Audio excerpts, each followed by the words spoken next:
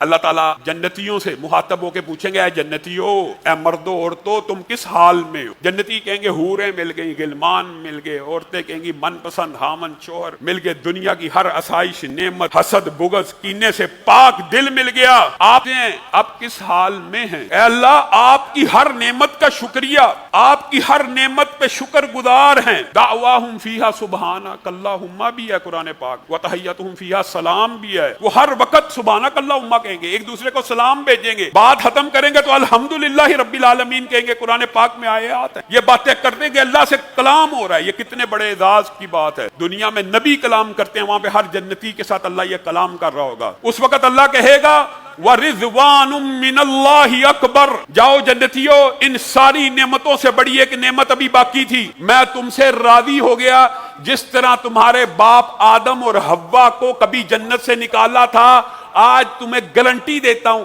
لکھ کے کہتا ہوں، میں تم سے راضی ہو گیا، کبھی تمہیں جنت سے نہیں نکالوں گا۔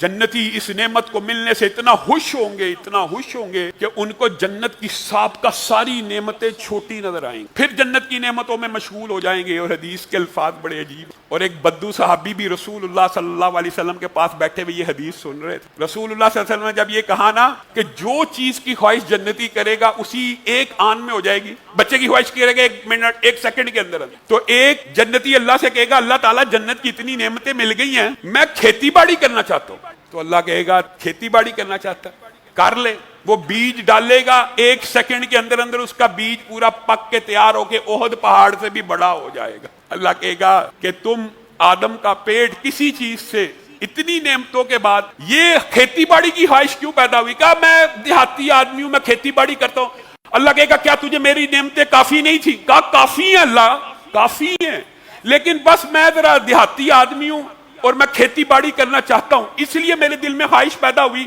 کہ میں کھیتی باڑی کر لوں۔ رسول اللہ صلی اللہ علیہ وسلم نے جب یہ بات بیان کی ایک لمحے کے اندر فصل پک کے تیار ہو جائے گی، تو وہ بدو صحابی ساتھ بیٹھے تھے، وہ اچانک دیہاتی کا لفظ سنا تو بدو تھے، کہنے لگے اللہ کے رسول وہ ہم نہیں ہوں گے، وہ یا مہاجر ہوں گے یا انصار ہوں گے، ہمارے دیہاتوں میں تو کھیت ہی نہیں ہوتے،